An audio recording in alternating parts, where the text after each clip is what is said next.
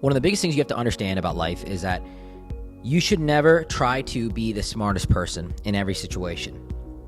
So many times we try to posture ourselves up. We try to look better than we actually are. And maybe we try to state our credentials in our resume when we meet somebody because we want them to respect us. We want them to understand that we are valuable as individuals and that we have something to offer to the conversation. And we're actually taught this very early on in school. Raise our hands, talk loudly, be the presenter in group projects. We're encouraged to speak. And a lot of the times, the people that are publicized on TV and the people that we look up to are big speakers, like presidents and athletes and celebrities. Are always speaking and always talking confidently. So intrinsically, we're wired to be speakers, to present ourselves very confidently. But when it comes to business, one of the biggest things I've learned is it's better to be quiet. It's better to listen. You have 2 ears and 1 mouth. You should always use them accordingly. Whenever I'm in a conversation with someone that does business, the first thing I try to do is understand where they are and who they are. And even in a quick Google search or a quick understanding of a background of them, I might not know everything. Because I'll tell you for myself, people don't really know who I am. A lot of people think I'm this guy on social media and I'm an influencer, but the reality is I own a lot of businesses. I own hotels. I own equity in restaurants. I own a lot of tech companies. I own consulting firms. I own lead gen companies.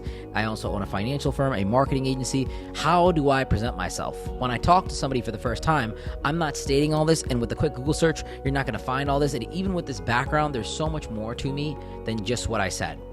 And so it's hard to compartmentalize somebody and to really get a good gauge of them unless you have a serious conversation with them and you know them over a period of time. So when you first meet somebody, I would recommend avoiding the posturing up and the excessive talking as to who you are. And when I was very young in business, I always used to, state my credentials and be aggressive. And I see a lot of young entrepreneurs do this. They come on the call with me. I actually had a call with somebody today. He was like 35, 36 years old, and he was posturing to me. He was like, oh, I've always been a smart guy. I've always done this. I've always done that. And he sounded dumb. He sounded dumb to me because the first thing he was doing was selling himself and selling his credentials. And the reality is, like, dude, you don't need to do that, right? I'm not looking for someone that's extremely qualified in the position that I was hiring for. I'm just looking for someone that wants to do the job. More than anything, a top-level CEO, a top-level employer doesn't necessarily care about someone that's going to be very, very qualified. Obviously, qualifications are important, but they want someone that's passionate about the work and that's dedicated to the brand and the bill that they're trying to jump into, right? So I'd rather hire someone that's dedicated to the work and that really sees a vision with me rather than someone that's more qualified, because I want someone that really wants to be there long term. I like to grow with people and build relationships. One of the hardest things to do for companies is constantly hire.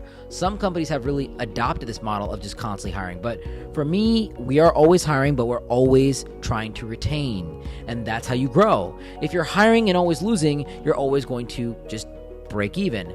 But if you're hiring and retaining, then you're always going to grow. And obviously, if you're just retaining, then eventually you won't retain everybody. And if you're not hiring, you'll eventually just, kind of degrade as a company. That's never good. But the point is, you want to stop stating your credentials and who you are all the time. Listen to other people first. And be a little bit more cognizant of the way that you're coming off. Try to do this. When you introduce yourself to somebody, record yourself if you can secretly. Just try to record your conversations with people and see how much you talk about yourself. See how much you boast about yourself. It's not good, when you're constantly talking about yourself. It's not beneficial. In certain situations, it may be good for you to state what you do to get a better digest of, the conversation itself and giving them information. But most of the time, talking and hyping yourself off comes off egotistical, and it's not beneficial. And what I've realized is now that I'm in certain relationships with business, I'll talk to somebody and say something and I'll walk away and I'll hear them say, oh, like, do you know who you just talked to? Do you know who you just met? And that's something that's happening for me now. And it's really nice to have that. But you have to let that ego be hit. You have to let somebody come on the other side of that. And many entrepreneurs talk about this. Many people talk about this idea of, the ego in the first initial conversation. Within the first 10 seconds of meeting somebody, within the first 10 minutes of meeting somebody, whatever they're talking about is typically their biggest insecurity. So when you meet a guy, let's say you're a guy that's trying to talk to a girl, if you're talking about money, you're probably broke. If you're talking about how many people you know, you're probably fascinated by celebrities and you really aren't where you need to be in your clout level or in your social status. So it shows a deep insecurity in the first 10 minutes of meeting somebody. In the first 10 minutes of meeting somebody, people are typically showing their areas of weakness. They're covering their areas of weakness psychologically. So it's better to just not do that. In fact, that covers it even more if you are trying to do that. So when I meet people for the first time, I try to just listen as much as possible.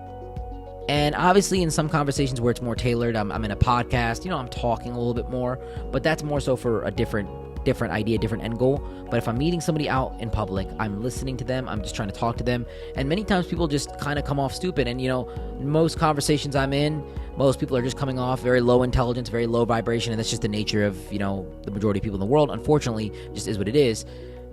And sometimes I find someone that's not talking about themselves, and I'm intimately fascinated. I want to know more. Who are you? What do you do? What's the secret behind you? And you can tell by someone's aura, by someone's swag, by someone's ability to kind of maneuver through the room, if they're powerful, if they've got themselves qualified, if they really have a large level of persuasion and influence, because you see the way that they maneuver themselves. So the less they talk, the more I want to listen. Because when you whisper, people listen more. I appreciate you guys spending a little bit of time here with me today and listening to what I have to say. Thank you so much for supporting my podcast and, listening to these episodes if you stay till the end. If you guys ever want to work with me one-on-one, the link is in the bio. If you guys haven't hit that bell notification on YouTube, definitely hit that and leave a review for our podcast. Until next time, guys, Sumi out.